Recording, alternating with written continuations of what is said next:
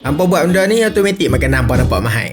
Case in point, mi sedap. Letak je benda tu RM20 sepinggan. Pasal sama aja. Ayam tandoori beli mamak RM9 je. Ambuh hiasan-hiasan sikit, RM90. Benda ni orang panggil coral tuiles. Cara nak buat dia simple saja. Hampa kena ingat ratio 9:4:1. 90 gram ayam biasa, 40 gram minyak masak dan 10 gram tepung gandum. Lepas tu kocak-kocak sampai dia sepati. Cara masak dia, hampa just pakai pan. Tak payah letak minyak apa. Hampa just pancurkan sikit atas pan tu dan tunggu sampai dia garing. Dia akan jadi corak coral yang cantik macam ni. Tapi lagi cantik kalau hampa letak warna. Dan lagi kenyang kalau ada lauk. Aku pakai dumpling daripada Mi Tarik Jalan Sultan. Apa ingat dia jual mi je ke? Dumpling dia pun sedap. Paling aku suka pan fried dumpling. Just tahu je dumpling sejuk beku tu masuk dalam payuk. Jangan duduk defrost lah, sikit payah nak masak. Letak ayam sikit dan steam dia sampai ayam tu kering. Selalunya dalam 4-5 minit macam tu je sebab dia tak lama sangat nak masak. So bancuhan tuil kita tadi, kita letak sedikit pewarna. Aku letak warna hijau, kuning, merah. Barulah Darul Aman Negeriku. Cik apa letak je warna apa pun, dia akan nampak cantik, confirm. Untuk plating kita letak chili oil dan dia punya sedak-sedak tu. Lepas tu letaklah kita punya dumpling. Ni kalau tak dapat Michelin star dan lobster pun jadilah. Selain daripada mencantikkan apa punya dumpling, dia juga menambah kecruncyanan dumpling hampa. So, selamat mencuba.